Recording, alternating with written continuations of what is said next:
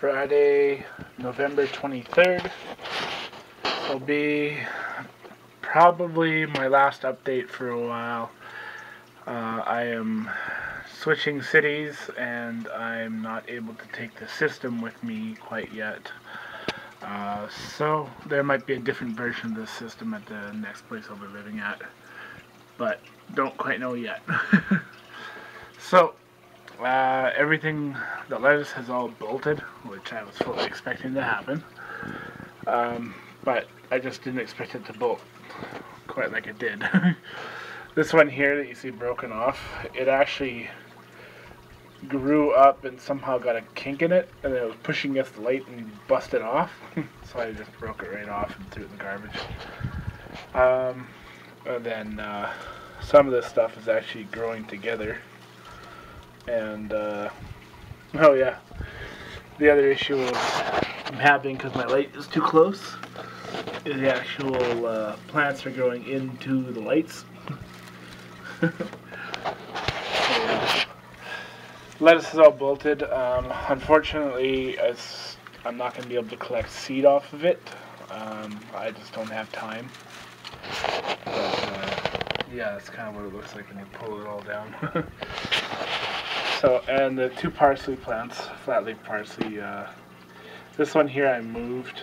I don't think I quite like the move, but it is what it is. So, I'm not too concerned if it grows, because as I said, this system's going to be shut down within a week and drained, and the fish will come with me to the next city, and I'll start from ground zero again. But that will be a while before I have time for that. So everything else seems to be doing quite well. Still have the fan coming in through this duct. Seems to work pretty good. I do have a, I think it's a fruit fly issue or something. They're not as bad as they were there for a while, but I think the fan keeps them down and blows them against the leaves and kills them. So this is the other parsley plant back here. It's actually doing pretty well. As you can see, there's a bit of a yellow tinge to the leaves. I don't know if you can see that all that well, but my iron was down a little bit. I added it a few days ago. Really not much point in adding it, but I just ended up doing that because I wanted to. So, as of the whole system, it works pretty well, this setup. If I do another shelf system though, I'm gonna not have my bell siphons at the back. I'm gonna put them at the front so you can actually look down the holes, because I'm pretty sure there's probably some root growth in these, but not enough to really worry about quite yet, I don't think. And well, in a week it's all good and shut down, so. But yeah, single light seems to work okay, but I would definitely have had two lights in here if I was continuing to work here. I would keep the system running, and I would actually put in a second light, move this one over, and put another one here to give more light. But the lettuce seems to have done quite well. This was old lettuce, or lettuce sprouts that I had in the outdoor system, so I was pretty sure they were going to bolt as soon as the nutrient levels got correct, and sure enough did. But I just can't believe how fast lettuce grows when it decides to go to seed. It's even growing up so high. It's actually growing against the foil in the roof here. I don't know where it's getting light to grow, but it is. So, but yeah, that's the system. Probably the last update on this one for now. Don't quite know what I'm going to do at the other yard or at the other house in Edmonton, but it's an 8-hour drive for me, so I can't exactly make a couple of trips to bring stuff. So whatever doesn't fit on the truck is going to stay here at the parents' house. So, but yeah, the fishies, I'm going to take them. I might do a video on transporting them. If I have time, I'll just shoot the video and I'll put it up at a later date. What I think I'm going to do is use food grade 5-gallon pails. Not quite sure if I'm going to go to the pet store and get large fish bags if they have them.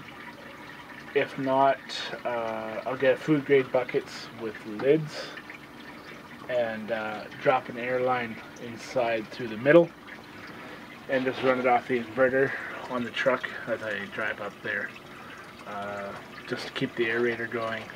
I'll put 4 fish in each bucket, see if I can limit the stress. This is actually a filter pad, a brand new one, without the charcoal in it. I put it in there to get bacteria on it, because I'm going to put it inside the bag with a little bit of charcoal and put an aerator inside of it. And then the other one, I'm just going to put the aerator in it, and maybe I'll put a brand new bag, I don't know. But this is just an idea I'm playing with.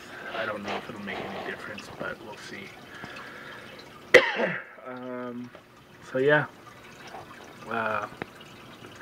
it's been fun doing this. I'm kind of disappointed that I'm not going to be able to continue it with the winter, but at the new house I might just do a small system. I'm planning on taking this 55-gallon up with me, but we'll see, because if I don't have room in the truck, then this 30-gallon will come, or this 30-gallon will come. They've also got a 20-gallon tank that's up there. It's not being used right now. I would prefer to keep a bigger tank, but again, if I don't have room in my pickup truck, then it'll be what it is. So, but yeah, the fish are happy. I've grown to really like having fish to sit here and watch. I actually spent a lot of time thinking about this move, and sitting here watching these fish and feeling bad that I was going to be leaving them behind, but I decided to take them. They're feeder fish, so they're not any great loss if you don't make it, but they're not that I've gotten attached to them. I just like having them. This big guy here, I hope he makes it. He's been pretty interesting. Today I was feeding him, and he was starting to actually run up and hit the other fish, which I had never seen him do that before. So like, he would run up and he would nibble the side, like just the side of them when they were feeding, and he pushed one fish out of the way. So I don't know if that was just him feeding or if that's some sort of mating thing. I don't know. I heard somewhere that when goldfish run into the side of another goldfish, the one that's running into the side of the goldfish is a male, and the one that's being hit is a female fish. Whether or not that's true, I don't know. But yeah, that's my little thoughts today. Sorry my videos are so long, but I'll definitely get better at making them. So, but yeah, this quick overview of the system. $20 pump, $10 of black hose. Each bin was $5 at Lowe's. The PVC and plastic, stuff that's in this system is probably around $20 worth. The actual growing medium is from the outdoor system. When I bought it, it was 2 bags, 2 50-pound bags, and they were $50 each, which I think is a little bit high, but I'm not sure. That's $50 Canadian. This is all Canadian money, by the way. I am running a fish filter on this because it came with the tank. Don't really know if it's necessary, but I did. So, and then airline tubing, I just buy the, I think they come in 15-foot rolls or 15-foot packages. I think they're like $4 at the pet store. The air pump I got on sale at Walmart for $21. It is actually for a 55-gallon and bigger, but that's what I got. And the timer I bought at Home Depot. I think it was around $14. The light itself, just the light fixture, I got on sale for I think it was around $20. The lights I got kind of screwed on because I could not find a cheaper place in the city I live in. They are $25 a piece, these grow lights, and then I've got the light protectors over them. These are plastic tubes, so that if you smack it or anything, it'll protect the light. And also I find it cuts down on the heat a bit. And as well as if you do actually smash the light, it'll stay inside the plastic tube. It won't get in your grow bed. So I definitely recommend, if you're going to be growing indoors, get the plastic light protectors. Plastic light protectors are they're cheap. I think I paid like $3 a piece or something at Home Depot. So that just gives you a rough idea of how much the system cost. I think, oh, and this fish tank here, I got off of Kijiji for $30. So say about $100, maybe 120, 130 into the system. The shelf was existing.